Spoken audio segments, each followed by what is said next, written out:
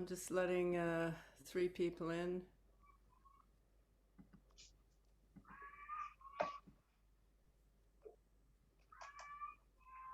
Letting some people in. Welcome, welcome to all of you. I see Monica, Adea, Lynn. Welcome to all of you for this. I know other people want to come. Let me just check, because I know other people are on their way in, so they can make it in. Just let me check. We'll just wait for a bit while they come in, just welcoming everybody. And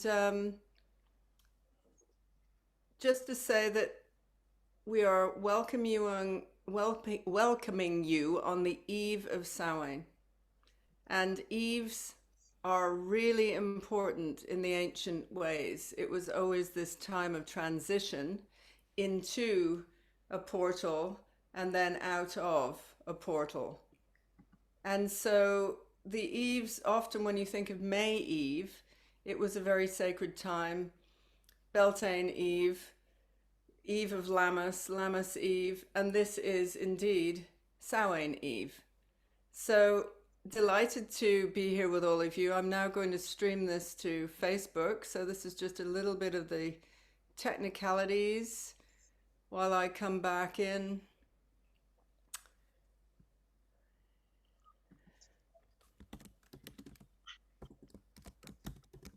And while more of you come in.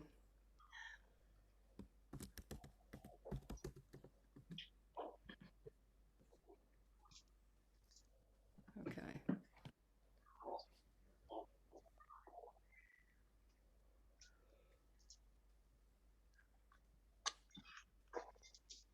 And so as I see this, great. So as far as I know, it's live on Facebook. Welcome to everybody who's coming in. I'd like to introduce, for anybody who is not speaking, just mute yourself. It makes a much easier see this transition. Right. So as far as I know, it's live on Facebook. Welcome to everybody who's coming in. I've got an echo. I'd like to introduce, for anybody who is not speaking, just mute yourself. Got to get rid of Facebook. It makes it much easier to see this transition. Right. So I can now hear myself on Facebook. It's hilarious. Welcome to everybody who's coming in. Where is it? I'd like to introduce, for anybody who is not speaking, just mute yourself. Got to get rid of Facebook. It makes it much easier to see this transition. Right. So I can now hear myself on Facebook. It's hilarious. Welcome to everybody who's coming in. I just don't know where Facebook is now. I'd like to introduce, for anybody who is not somewhere on your computer. It's somewhere on my computer, I know, but I don't know what the, is it on Safari? There we go, got it. Hello again. So, technicalities as ever, but what I was saying is, if we mute in between speaking, it just makes it a much easier journey with this kind of ceremony. And I want to introduce my 2 sister witch priestesses. So let me start with Nina. So unmute yourself, Nina, and I will actually see if I can pin you now. Spotlight you. And tell us where you are. I just got a text from somebody who wants to come in also. I'm going to let her in. I'm in Sweden. I'm in the dark Viking country of Sweden with my Hecate altar behind me. It's really autumn here with leaves falling and, you know, death is coming and the letting go of death. So I'm totally in this and I'm super happy to be here and to hold space with you. And just to say, you do a lot of moon work, don't you? Tell us who you are a little bit. I'm a physician by training, but I don't really feel at home in the Western medicine as the way it's developed. So I'm working more and more as a coach. I worked for many years as an EMDR therapist and an attachment child psychotherapist. I'm a child psychiatrist, but also done a lot of energy work and spiritual work. But most importantly, I've been working on myself, you know, my own darkness, my own shadow, And I think I have distilled a medicine that I am now ready to distribute. And I do it also with you in our collaboration, which I really, really appreciate. So a magician, a wise woman, also a wild woman. I'm also, of course, a sex, love, and relationship coach trained by Leila Martin. You are so many things, and you work very much with shadow and light. So there's this idea that for every season, Nina works with both the shadow aspect of it and the light aspect of it. And she's got programs which are called Rise and Shine. So you go through every season and work. So what you're doing at an event tomorrow, so you may as well mention that for everybody as well. Yeah. What are the two extremes of this time? Now, this time is going to be shame. And I would say the light side of shame, it can be both pride, like healthy pride, and it can be innocence. Shame is so much more ingrained and like a key part of our blockages than we're normally aware of. It's a very, very painful feeling that we often avoid to even know that we have all this deep shame. So, and shame is in a way actually related to death, because this is like the season of death, and you're shamed to death. You're so ashamed that you just want to die. You just want to disappear, sink into the ground. So, and there is also, because there is effect programs for all effects, and the effect program for shame makes the neck drop and your eyes avert. So it's really like breaking connection. It's dying to relationships. It's being alone, which is what the human being fears most of all. So we have that so much more in us, and it governs our behavior more than we think. So we're going to work tomorrow at the Do or Die Day to clear that. And what often comes when you dissolve your shame and own your shame, it's a sense of healthy pride, like a toddler, like look at me, but also a restored sense of innocence. So that's tomorrow online, 4 p.m. to 9 p.m. Central European time. There is still spots if anybody is interested. Right. If anybody is interested, you can always drop a note in the chat box and Nina can get back to you. And so I'm going to move over to Diana Luna Sampson, and hopefully, yes, there she is. And just ask you, Diana, who is also helping with this ceremony. We're doing the ceremony of the three priestesses and really bringing into focus different aspects. So tell us about yourself and your work. Yeah, hello everyone. It's beautiful to be with you all today. Yeah, so I work with lunar energies as well, a bit like Nina. I've worked with them for the last 20 years within I like to bring in aspects of my work in a practical way so we can transform without too much heady stuff. So we can drop down into a more pure state. And so we work with spiritual disciplines and practices that support the lunar cycles and the seasonal cycles in practical ways that open up our energy body and our hearts to transform ourselves without there being too much complication within the teachings. And I think nature and the seasons, nature, our greatest guru, teaches us this beautifully. And so I work with nature to help transform people's lives by coming back to their own true nature with these disciplines I teach. Amazing. And so now I'll spotlight myself again, and just welcome to everybody else who's come in. And just to say, we're just going through a few introductions. Shamitu has just told me my sound is a little bit weird. I have no idea why, and there's absolutely nothing I can do about it at this point. So just bear with me, and it may be because it's been set up for the singing bowls. So that will be a little bit later. I think that because of the difference in the backgrounds of all of us, so Diana Luna Sampson, you are an English woman, but you've studied Norse indigenous teachings. And then Nina is a Swedish woman living in Sweden, I've never been able to pronounce your last name. It's so Swedish. It's so different from the English. I've muted you, but you might just want to say it in Swedish so we get to actually hear that name. Yderberg. I love it. Yeah. It's Reminds very me of Germanic. Very Germanic. oh, not Germanic. It just sounds like all those Norse crime dramas that I watch because I'm slightly obsessed with crime dramas. Um, and Can some I of the just Norse, very quickly ask you? I have lots of people wanting to come in, and they can't come in through the link. There's not much we can do, right? We're trying to click the link, and they don't get in. There's not really anything we could do, is it? they have to, here's how it works on Zoom. You either go on to Zoom itself and put the link in. That's the thing. You can't just be on Hey Summit and expect to experience Zoom. It's a different platform. You have to put the link in. This happens no matter what with events, regardless, all over the world. That's a misunderstanding that people have. It's a different platform. But I am streaming it also, just so you know, I'm streaming it also to my Facebook Live. And so, if we are to talk about what's going on at this time of year, we're at the Eve of Samhain, and this is a very important time of year of the 8 festivals, the 8 ancient festivals that we used to have in the Wheel of the Year. There was, some of them are solar and really specifically set up for the equinoxes and the solstices. And that is literally the high point of the sun, low point of the sun, and equality moments in between the high and low. But these other ancient festivals are not aligned with anything linear like that. And that's why Samhain is so interesting and Halloween is so interesting.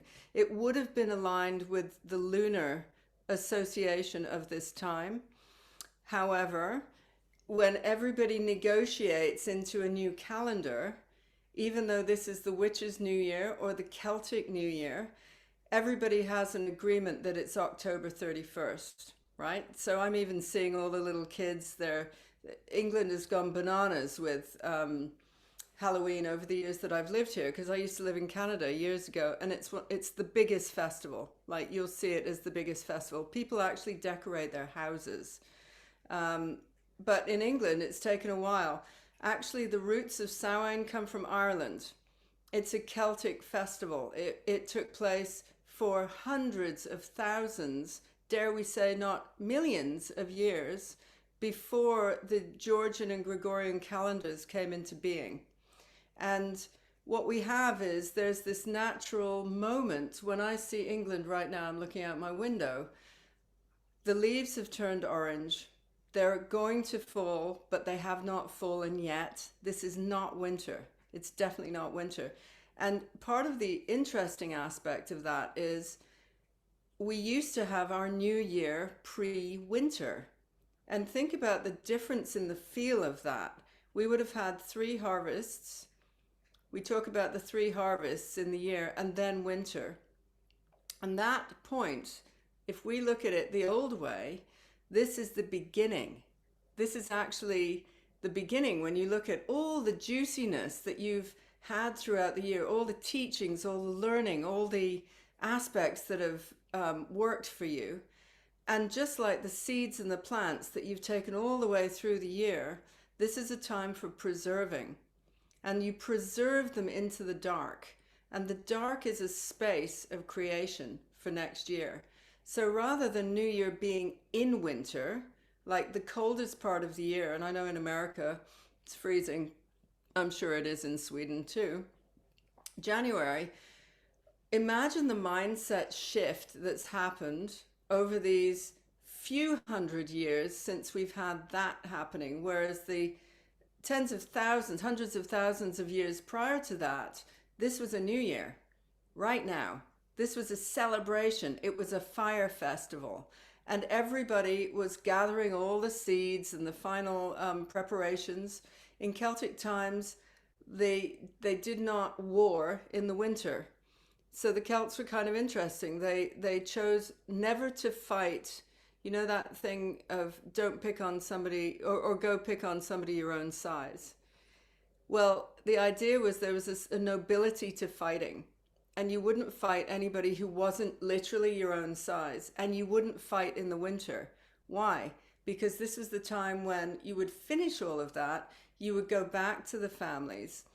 There was massive celebrations of family reunions and And of course, there was the poignancy as well of those who didn't come home. That's the piece of the death aspect. It's New Year and death happening on this time. Also, animals, if they'd been roaming wild, you have all your sheep roaming up on the mountains during the summer, spring and summer and autumn, then this is the time you would bring them all in. And so the ones who were infirm or elderly, they were the ones who you would actually cull at this time. And as somebody who doesn't eat animals, I don't like really thinking about that. But you didn't want the old ones to have a miserable time through the winter. So again, there's this poignancy at this time where you've got life and death and reunion and family and celebrations and fire festivals, but also poignancy of death. And I know the other two are really going to speak into that space. But the piece that I want to really make clear and enter the big black cat phoenix, because we've got to have this symbol of life and death. It was always a time when you willingly entered into the dark. And the working that I'm going to do with you all shortly will be taking you into that moment of receiving the nourishment of the dark.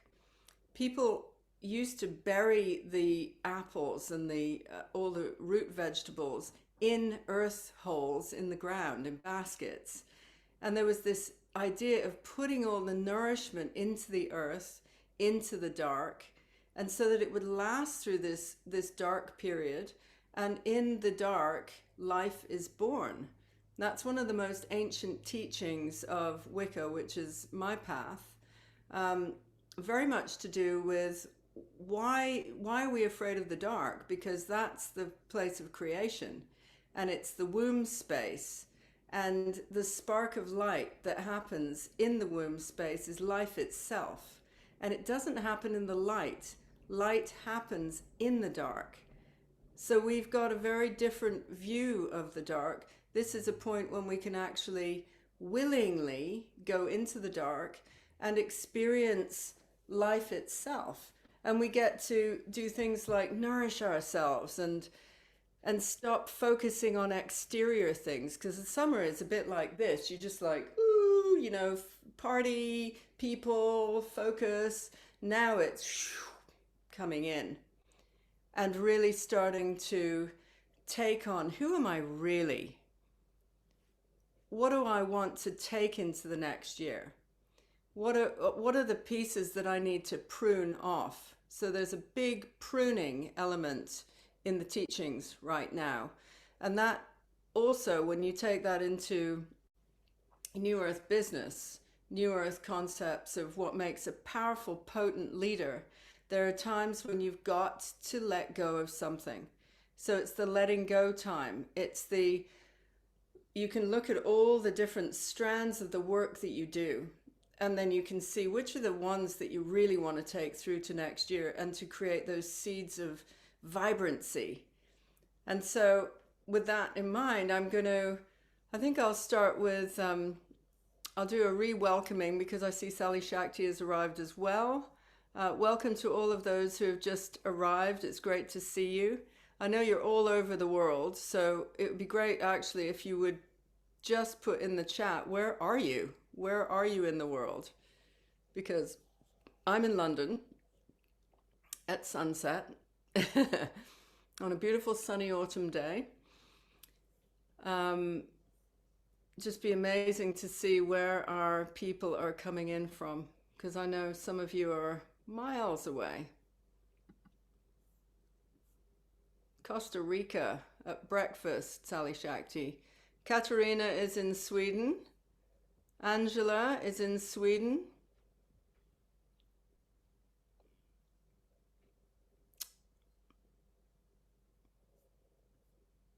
So you can imagine, we've got Sweden, 2 places in England speaking, somebody's in Costa Rica. I know Adea is in England, in London, Uppsala, I don't know how to say it in Swedish, Sweden. So interesting group of people gathering here. And I'm going to hand it over to Diana now to talk about the goddesses of this time of year. There you go.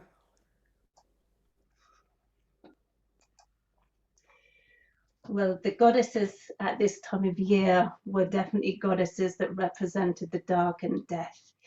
Now, there's two goddesses that I particularly have worked with to sort of embody their qualities, because that's what we do when we're working with goddesses. We're working with them so that we can embody the qualities that they teach us and then take them out into the world. So if we're working with goddesses of Samhain or this time of year, we want to work with goddesses that face death with courage. So we work with, in the Norse traditions, it would be a goddess called Hel or Hela, who very, very, very similar to the Indian goddess of Kali. Both goddesses depict death. They show up with courage. They're fierce. For example, Kali, she wears a necklace of severed heads around her. She has a skirt of severed arms. She has about 10 arms, and on each of her arms, she has weapons filled with blood. She has symbols of divinity. She has a tongue that sticks out, and she sort of embodies courage. She embodies the warrior spirit that you need to have when you're facing the uncomfortable, when you're facing the dark. And so when we work with goddesses like this, it helps us to also embrace and embody these qualities so we can face and have the courage to go into the shadow aspect of ourselves and of this time of the year when the Northern Hemisphere are going into the dark. And, to face what is there, to face our own inner demons, and to really, be comfortable. This is what it's about. It's being comfortable in being freaking uncomfortable, in being afraid, and not shirking away from that. And so, yeah, it's incredible work to do. We often, for me especially, when we embark upon the spiritual journey, it's about finding the light, and we're always searching for the light. And then at some point we have breakdowns or we really hit a bad patch, and you either numb out, or you might run away from it, ignore it, put it under the carpet. But when we work in this way, we never do that. We embrace the darkness and we face it like a warrior. And so this is the work that we do when we get to work in such a powerful way like this. So yeah, we'll bring in some Kali energy later when we get to go on a little bit of a journey together. Great. And I can now add Nina into the conversation and tell us your take of, I know you want to talk about, I love this word, say the word. The norms? Yeah. Yeah, I just basically want to talk about the dark. I'm loving the dark more and more. It's really getting dark here in Sweden, but I think this is I've always loved autumn since I was a child.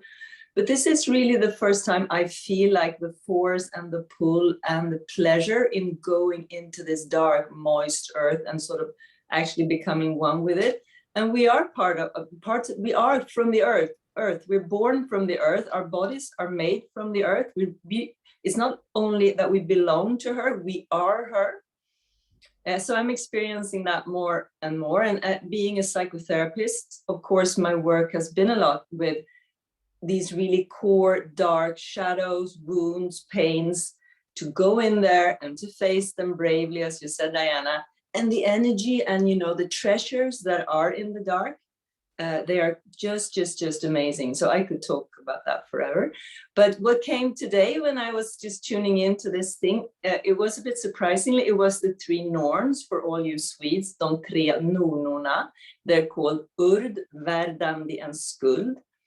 And, you have the fates in Greek mythology, so they're basically all over the world, but they really, I'm getting goosebumps, I think they're coming like, they don't really belong to any class, and the gods bow to the norns, to the fates. The gods cannot affect the fates. The gods have to accept whatever the fates the norns bring.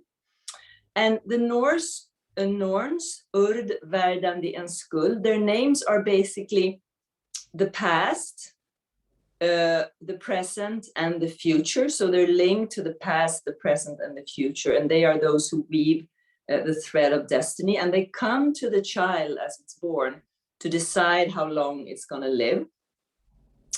And that seems to be a little bit random. It's like they're not evil, they're not good, they're quite neutral, which brings me very, like, a short digression. I worked with a friend. I'm doing in the next cross-border holiday, Imbolg, in the belly. I'm doing something called the Conception Day with Sasha Song, who is from Singapore. And we have been working with Death, the Grim Reaper. Oh, that was just amazing. The energy of the Grim Reaper is not very grim. He's just very, very efficient. And this sort of neutrality, like they don't want anything bad and they don't want anything good. They're just doing their work. And the Norns is in a way a bit the same, even though I think that patriarchy might have skewed the I think these are old beings. Like they were not even worshipped. They were just there, and they're out of any class of beings. And I wonder what they were talked about, in what way they were talked about before patriarchy. So it might be that we're coming back in the spiral a bit higher up, and the Norns that are coming back might have quite a lot more power than we think, than we know. And I think they're linked, just to finish, with this spark of life in the womb, actually, that you talk about, Inarra, because that is the feminine. The feminine energy is basically that spark of life. Well, I've gone into my spark of life from the dark outfit here. The other version of, the shrouded darkness. But Sally Shakti has just mentioned, in the chat about the weird sisters. And the oldest form of the goddess in pretty much every culture that we can find is the triple form goddess. And within every culture, pretty much, there has been a version of this kind of goddess. It was the most predominant one, definitely in Britain. And before it had a name, because we didn't know what its name was, there's Bridie, comes out as a triple form goddess. Then there's the three fates, the weird sisters. Is it the Norm or Norn? Norns. Norna, like Nina, Norns. Norna. It was a bit better than the three Norms, who is sort of like Norman. It's a short version that you call man Norm. So these triple form goddesses are depicted worldwide, and they always had the life, the youth, the one who is the virgin is misunderstood as the one who is virginal. It actually, she gets to choose who her lovers are. That was really the original meaning. Then there's the mother version, and then there's this fabulous hag, the fabulous hag, or Hecate, or like the cauldron of Ceridwen. And there's so much to do with the dark goddess. Now, often these three hags or people would appear whenever there was a crossroad. So it's like you're going through life and you suddenly hit a choice and you have to go this way or that way, or there's a triple fork in the path. And often the stories are that there's a hag seated at these crossroads, and the hag at the crossroads, if the prince is kind of, this hot kind of prince who he thinks so much of himself, he ignores the hag. He goes to a horrible fate. But if the compassionate leader, this story is, recognizes the ancient one, or the one that is not the beautiful one, the one that is not the obvious, sexy young one, or the mother, he actually engages. When he looks in her eyes, often she transforms into the hot, sexy babe, because the lineage of women's mystery is that within every young woman there is also a hag. within every mother, there are both the sexy mother state and the hag. And in the hag, you'll see both of the other aspects as well. And so I don't know if you want to say anything about that, Sally Shakti, because you've come in with the web of weird or word. Thanks, Inarra. I could take it in a different direction. I would talk about that word weird. That is, I think, an Anglo-Saxon word, and it's also to do with turning. It's to do with the plough, and it's to do with turning. It's to do with that crossroads, making a decision, a turning point in life. And the web of weird is the all of the interconnection points between all beings, all of life, everything that exists and coexists. So for me, that's interesting. I cannot find an etymological root connection between weird and word, but they are so similar and could be pronounced in exactly the same way that, for me, it's like this, it's the vibrational structure of life. It's the it's the everything, it's the sound vibration that creates life, and that is form, and that creates those connections and structures. Can I say something to that, Inarra? I'm sure we're very soon going into ceremony, but I just want to say something when you say that, Sally Shakti. The Norns, they were also the caretaker of the tree of life, Yggdrasil, and I'm really getting goosebumps when we're talking about this, because the web of life is threatened. We're living in the young masculine way, in a way that we're destroying the web of life. Because if the roots of Yggdrasil dries out, and if the three Norns doesn't do their work, this world is gone, and we're on the brink of that. And the thing that can restore it is the feminine, which is the life force, the Shakti, which is love. And I think that's basically another way of what you're talking about, Sally Shakti. So we're onto something incredibly important, which is basically, do we want to keep this earth and humankind alive? And then we need to step in, and we need to step up as women, as maidens and mothers and crones, and as you say, we're all three of them. So it's going to be very interesting to go into the underworld with you, Inarra, as our guide. I don't know if we ready to take off, or do we need to? Oh, I'm fiddling around with the tech. Sorry. Yes, we are almost. I just wanted to mention that Sally Shakti's connection with the etymological, I find that word so hard to say, the etymological, it never flows off my lips, root for many things, like, for instance, another one, which is moon, and is connected with month, which you can hear, but it's connected with menstruation as well. And I think there might be a very specific etymological root of that. But you can start, with this one, it's so obvious. You can see it, feel it. It's just there. And even the word weird is such a fabulous, like the Weird Sisters. Today, I think Diana, Nina, and I are the Weird Sisters. And we're leading you into this journey. And I'm going to lead you now into this journey. So I'll just say to everybody, I'm going to now invite you to sit still and come in, and I'm going to take you on a journey. We're going to, another goddess would be a great one to remember is Inanna, who is the goddess who descends. Persephone is another one.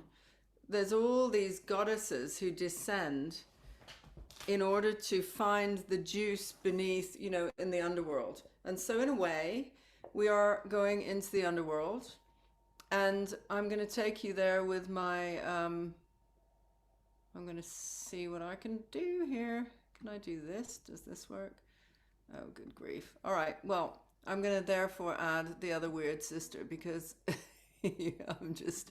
there we go. The Weird Sisters are here. So take a breath, everybody. If you are, flying around the room, like I can see Adea Whitehorse Terra is zooming around, cooking or cleaning or something, you can always just turn off your visual, But for those of you who are just coming into this, I invite you now to take a very deep breath in and exhale. And another one of those. Deep breath in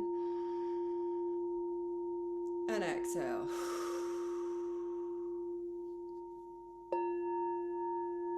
And another one of those. Deep breath in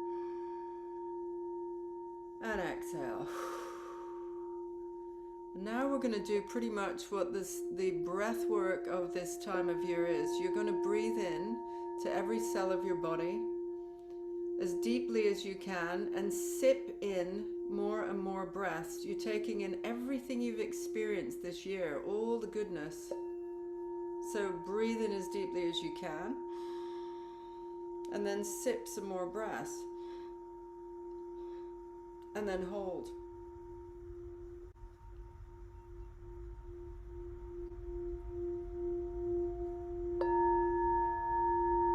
And when you really can't hold it anymore, really let it out of your mouth. Like a shoo.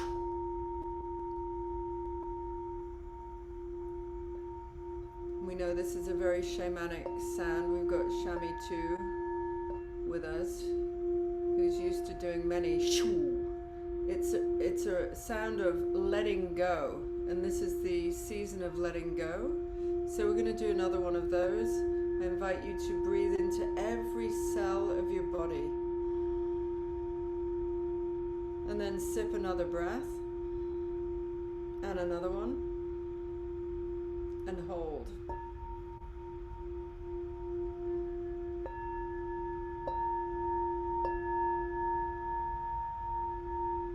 And breathe it out.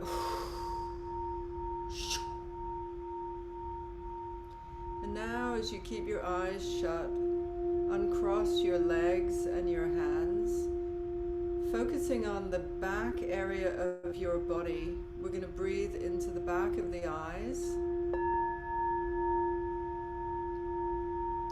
breathing into the back of the eyes, into this place which is darkness itself, but it is also sight. And clearing out anything from the back of the eyes, of looking in one way, of only seeing things in one way, as if you were at the fork of a path and you just can't figure out where to go.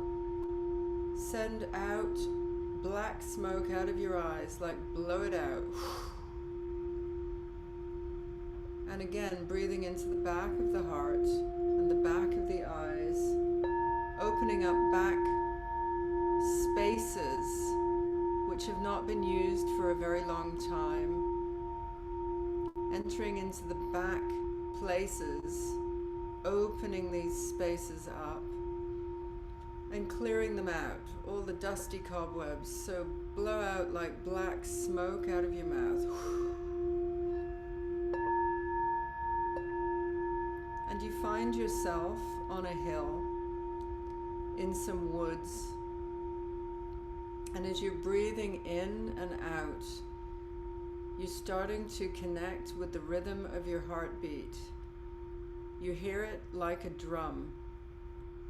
And you're on a path that you have never been on before. And you feel yourself being guided down this dark pathway. There is not much light, but you can see the reflections of the trees and the leaves, and also of the moon, which is long past being full. It's a strange shape that you occasionally see in the sky, a little bit like an egg. But you feel the pull to go deeper and deeper into these woods and to follow the dark path. As you look down at your feet, you realize that your feet are bare. And the earth is a little bit cold, but feels good. It feels electrifying and energizing. And you feel excited to be going on this journey down this dark path. In the trees, you hear the sounds of owls and the rustling of foxes. You even see some bats fly at speed around you. And you feel the pumping of your heart, which is guiding you to go deeper and deeper into the woods. As you look down again at your feet, you see actually there is a little glow that starts to appear on the pathway, and you realize you are being guided. So you breathe even deeper into the back of your heart, and you start to summon up courage to go into a place that you have not been. We've come to the first crossroads, and there you see a fork in the path going to the left and the right, and you have to make a decision which way you're going to go. Make this decision now in your heart. Ask your heart, are you going left or right? And then follow the course, the direction that you chose. The pathway guides you on, and you feel now the temperature of the path itself has changed. It's warmer, and you're being invited deeper and deeper onto your path. On your left-hand side, you see a beautiful young woman, Archer. And as you pass her, she smiles at you and then shoots an arrow far up into the dark of the night sky. The arrow bursts into flame. And you realize that this is your guidance system, a very deep, ancient guidance, which is beckoning to you and inviting you to follow the arrow. And so you do. You start running, jogging, at pace, with as fast as you can go.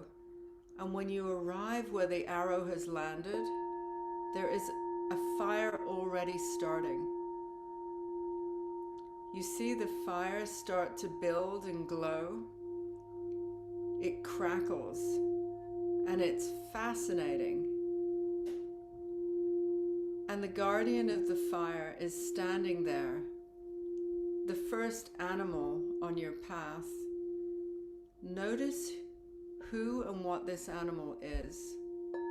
Breathing deeply into the back of your heart. Breathing out.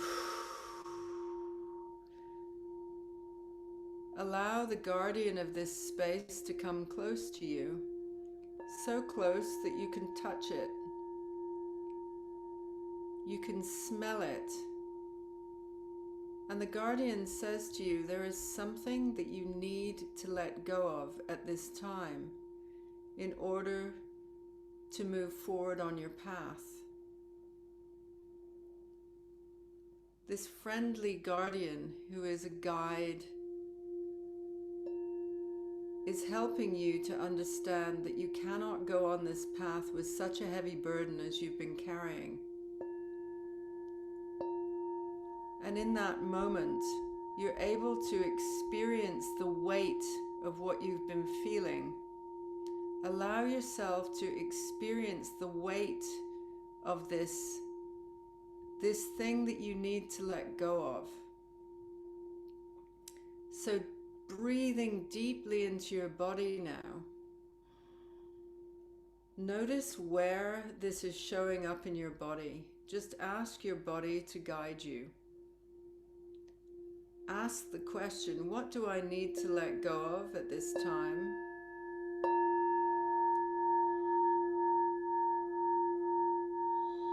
And where is it showing up in my body? Breathing deeper into that space where it's showing up. allow yourself, you may wish to put your hand on that space in your body, but allow yourself to breathe more breath to that space in your body. And formulate this thing which you need to let go of. It can be some words. It could be an actual symbol. And the guardian says it's time now for you to put this onto the fire. And so you do in a very ceremonial way. You honor this thing that has been with you to help you.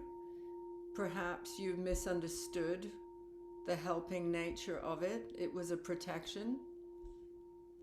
But now it's time to let it go. And so see it being released from your body, and see it as a symbol that you are now going to place into the burning fire. And as the fire receives this, it flickers into a massive glowing ball of light. And it flickers blue and green and all those other colors of fire that we don't always see. Watch it burn to the last ember. The guardian stands with you, this friendly animal who is always there to help you. And you watch the fire explode into a massive bonfire. And then as you watch, it turns down and down and down into a tiny bunch of cinders on the floor. The guardian invites you with your bare feet to stand on the fire, on the embers, and stamp them out. And surprisingly, you feel no pain. You feel only this warmth beneath your feet and this connection as you stamp out the very last embers of this fire. The guardian of this place now tells you you're ready to go on the rest of your journey. And again, in front of you, you see a fork in the pathway. There are 3 forks here. One is the youthful woman standing, beckoning you. In the middle, there's a fully pregnant woman standing, beckoning you. And on the third, there's an ancient hag-like woman, a grandmother figure, beckoning you. Breathing into the heart again, into the back of your heart. Make your choice. And then follow. As you move past the woman you have chosen, she moves to one side and with her arm sends you on your way. And you feel and know that this is the right choice for you. You walk now with a spring in your step. You feel lighter. You feel that you have actually been able to let something go that has been bothering you for a long time. And now you're able to observe a swift sense of everything that's happened to you this year. You're walking like a warrior. Your heart is beating. And you're able to gather in all the goodness as if you're seeing a high-speed film give you flashes and insights of all the things that you have experienced this year. And the year that we're talking about is from last autumn, all the way from last autumn. You feel yourself moving back in time slightly and looking at this year and observing all the things that have happened on your path, like a high-speed film, experiencing flickering images and breathing into them as you're walking on your path. The only thing you need to focus on is the breath at the back of your heart, breathing into the back of the heart like a warrior. And as you gather these images and all the goodness that has happened to you this year, pulling all the healing stories, all the good people with you, all the successes, all the happy times, you find yourself moving faster and faster along the path. And you come to another fork in the road. This one only has two paths. You look into two states of darkness. One is completely pitch black. The other one is very dim, and you cannot see anything which gives you an indication of which way to go. But as a warrior, breathing in and using all the energy of the good things that you've had, knowing instinctively that you will choose the right path, now choose. Are you going left or right? As you walk the first step on your path, you see what occurs like a sunrise. There's the first flickering lights coming over the horizon, and you realize you have chosen the right path. As you look down on the floor, you see your bare feet, and there you see a seed, an ancient, wizened seed that has gone through the whole of its growth cycle this year. It was once another seed. It then, in the spring, became a beautiful young plant. It moved itself all the way through to the harvest. It was cut down at the harvest and fed to the people and to the animals. But some of it was preserved. And what is lying in front of you is that which is preserved. So you pick up this ancient seed and hold it at your heart. And you make a wish into this seed for the things that you want to bring into your life. Allow yourself to make 3 wishes. So coming into awareness of what is the most important wish for you for this coming year.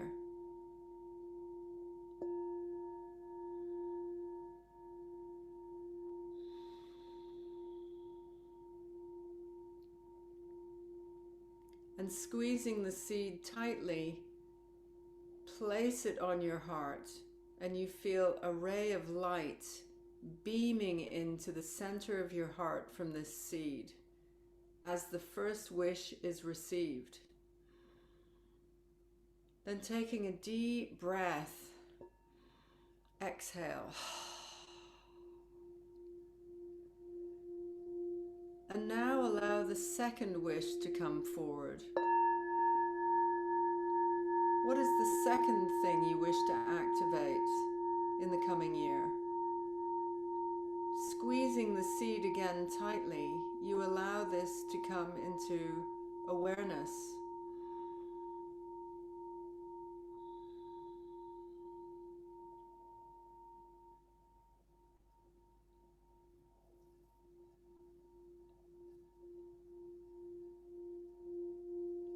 And then placing the seed against your heart again, pressing it into the heart, beam of light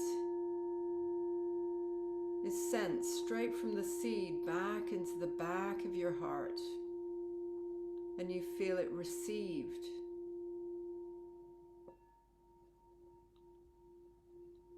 And now the third and final wish. Allow yourself to receive. What is the third wish? What is it that you want to bring into light?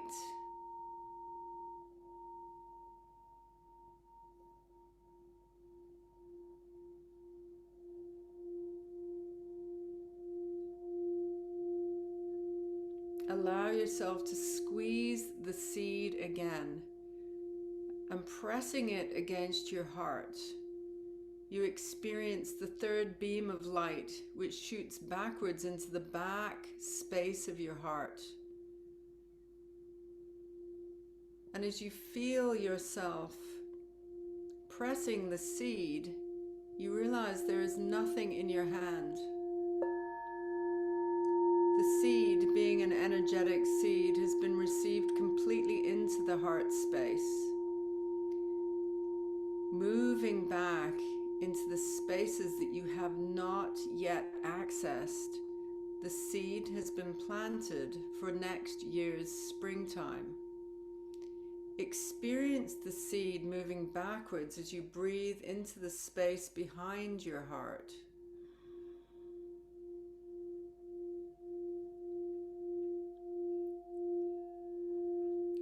And knowing that this time, this seed, this ancient seed, will grow in complete darkness.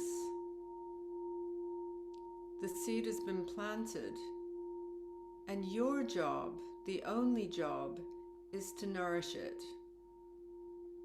And so as we willingly step into the dark, you make a pact with your warrior self, and you say, I am willing to step into the dark. Say it 3 times in your mind now.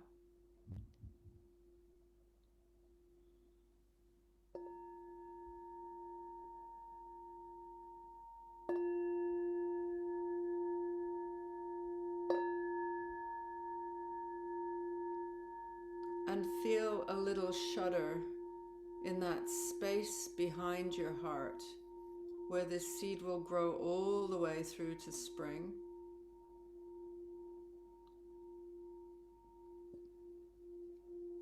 And now, as you look up from the pathway, you see the first ray of light coming across the horizon. You experience that brilliant beam of light as it comes straight across the horizon of the beautiful nature of your landscape and hits your third eye. And you experience an awakening.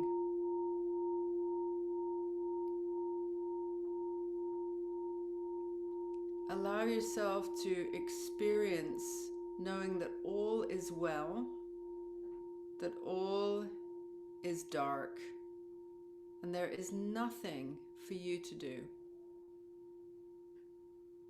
You're in the right place at the right time, and all is well.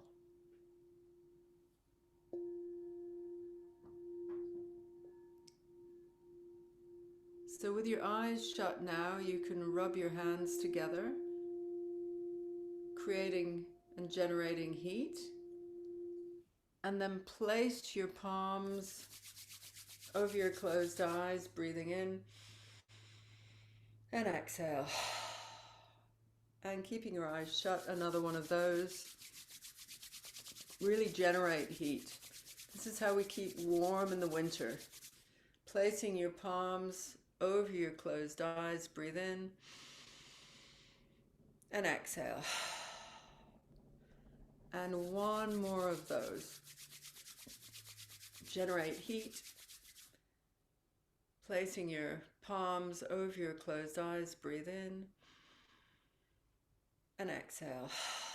And you can rub your temples, face.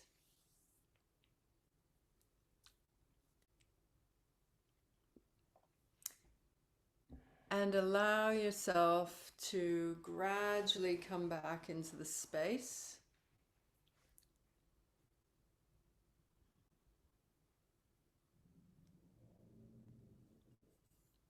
So for all of you,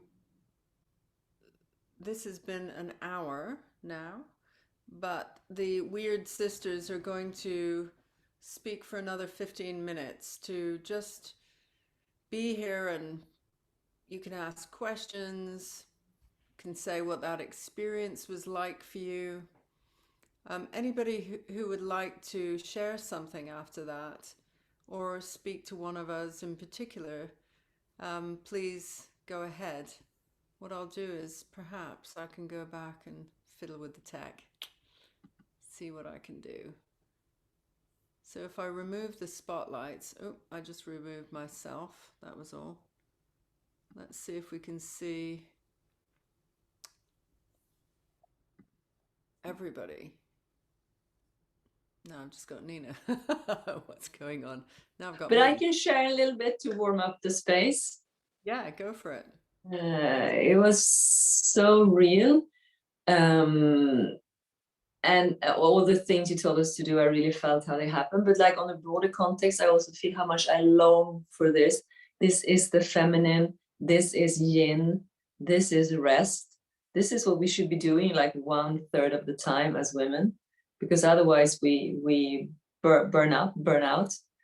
And my seeds, they were planted, and I felt that I need to go into the dark of the heart. And they've done a lot of work on the shadow and the dark, but it was like, oh no, I haven't been here, the dark of the heart. So it was a commitment, and it's gonna unfold. And yeah, it's probably a little bit scary, but thank you for opening that for me, because this is gonna work for the coming year. Thank you. Pleasure.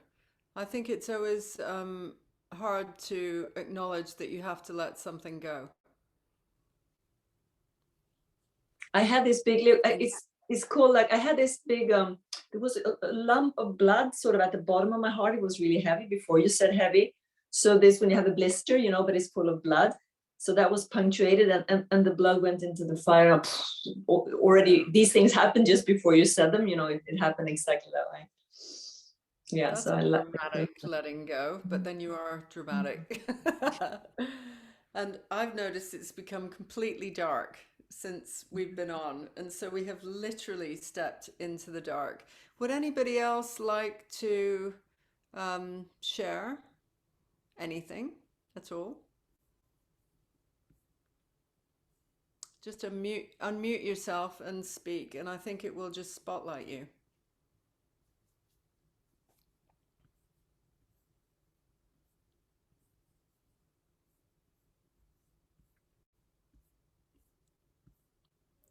Oh, we've got the shy ones. They've gone in the darkness.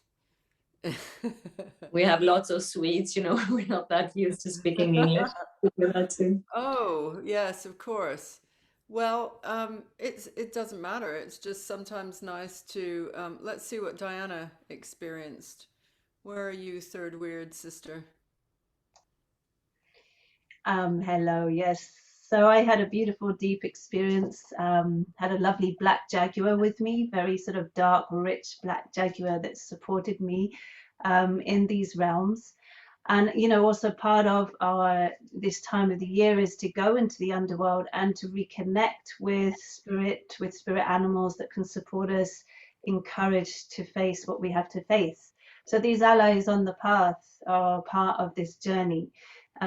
So the journey for me was to go deep into those deep, dark wounds in my own heart as well, that can, you know, if I'm not facing them, if I keep burying them and ignoring them, they come out in my relationships with my loved ones, and they cause pain and hurt to myself and others. So it's really, again, going into more subtle levels of those areas of within me that cause me great pain.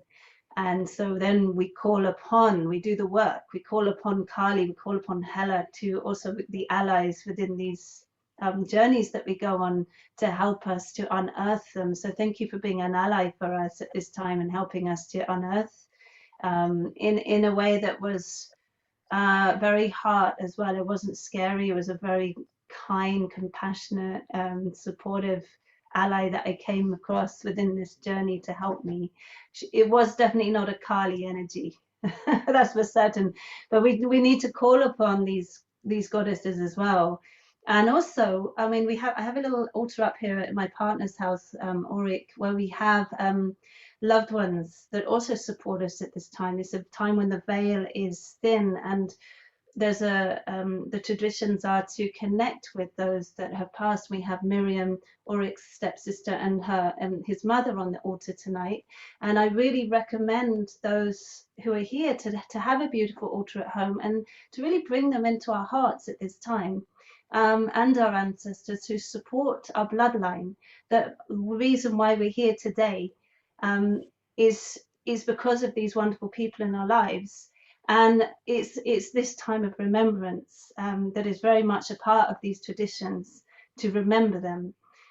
So, you know, it might be a nice thing just to take time over this period to really sit with them in your hearts and give thanks, give deep thanks to them for this time, so that they were also on this journey with me.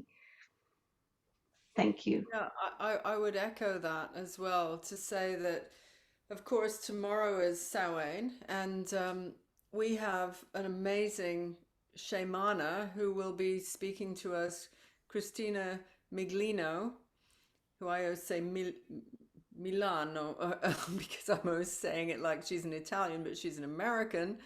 She is going to do a working with the codes of the heart tomorrow, same time, actually. And, you know, tomorrow is the day when we celebrate our dead loved ones. And in our culture, some of the worst tragedies are that you've had this wonderful relationship with somebody, they've been so meaningful to you, and families who cannot ever mention their dead ones again, because there's this shutting down of the heart around the pain of thinking about them. Now, I read something which was just heartbreaking just on Facebook a couple of days ago, and it's that people who take their beloved animals to the vets, and this was a call out, shout out from a veterinarian in South Africa, was saying that 90% of people who go and have their animals put to sleep do not stay in the room with their animals while that's happening. And he was saying that the tragedy of this is that those animals he sees looking around the room, looking for that loved one, looking for that connection, looking for the you know, the moment of connection as they leave. And we can't bear it. Like, we just can't bear it. This is the culture of happy, clappy, you know, let's be all like that. But, you know, so I have sat through a dear friend's death and looked into her eyes as she was dying. I've done it with every one of my animals. I make a point of remembering the dead at this time, like, you know, really remembering these amazing people that I've known in my life and naming them and saying it out loud, because it's like bringing the family back. These are your soul family. You will see them again. The echoes and the threads of these connections can never be lost, but there'll be a period of time when some families are so devastated. Like, I had an aunt who died tragically of cancer, and how my cousins and uncle dealt with it was to never mention her, like she was just gone. And that, what this celebration is about, is allowing us, and it's echoed by the Mexican Day of the Dead, is to absolutely honor and make an altar to your dead loved ones. So yeah, I just think it's a beautiful, you know, we are not meant to be here forever. We are transient. Death is part of life. Yeah. Wonderful. Beautiful. And we're all going to be speaking throughout the week upon these subjects, and as New Earth Visionaries who are supporting solutions for our planet. Like Nina was saying, it's a desperate time in some ways. We need to make changes. And so each one of us will be delivering different ways in which we have our own solutions to help the world, to help our souls, to help our spirits, to help us practically at this time. And my particular practices will be to help give you practical solutions, spiritual disciplines, your top priority, and different spiritual disciplines to help you become warriors of this path. Feminine, masculine balance, and beauty, grace, strength, peace, courage at this time of the year. So it's going to be a really fantastic week. I'm really looking forward to it. Me too. I also just know that with Nina actually got me to look at something else that's going on, which is this dark rose mysterium. Women who are over on the other side of the world in Hawaii, wise priestesses doing work right now. There's so many people doing this kind of connection in, if you know where to look for it. And with the New Earth Visionaries, even many, many months ago, even before I knew what was happening at this time, I knew I wanted to do the first event right now. And it was always this timing. And I knew that it was going to be over many days. And those women, I've just heard the astrology of what is going on, and it's off the scale for literally, starting as we go into Samhain tomorrow, and then we go through dark of the moon into the middle of next week. The new moon is the 4th, which is Thursday, and it takes us through this whole transiting sequence, and it's very, very interesting. So I urge you, keep in touch, connect in with the different speakers. Some are super businessy, not in the sense of just like cold business, but solutions that they've got. I mean, Alex Impey is talking about creating New Earth communities, like literally building them, because he's a massive property developer. Shai David is talking about AI becoming artificial intelligence, being a support system for all of us in finding new. He's running a thing called Retrain with AI and using all this programming to be able to retrain people, because a lot of people are lost in this new earth era. They have no skill sets. And this is all new earth. It's like the ancient, the ceremonial, solutions, the business. And I would say the main thing is it's all solution based. You can sit and you can complain as much as you want about the state of the earth. So what are you going to do about it? And that's what we're here for. All the speakers, and Nina, you might want to say something too. All the speakers are solution based, and that's why I chose them. So it's been a total pleasure, starting off with this. I hope you got something deep out of that. Nina, would you like to say anything before we wrap it up? It's not really me. I really feel the Norns. They're like, no, they say you still have time, but it's not a lot. And this week is important. Make the most of it and be serious and be engaged. And it's now or never. It's really do or die. And it's up to every single being. We have a joint responsibility in this. So be brave. And just go straight into the dark. You don't know where you're gonna end up, but there is no other way. There is no other way. You just gotta head on straight into the dark, and it will be okay. It will be okay. And Diana, do you want to say farewell, goodbye? Well, thank you so much for having us. It's always an honor to be able to show up for each other, because we're here to co-collaborate, and together we are stronger.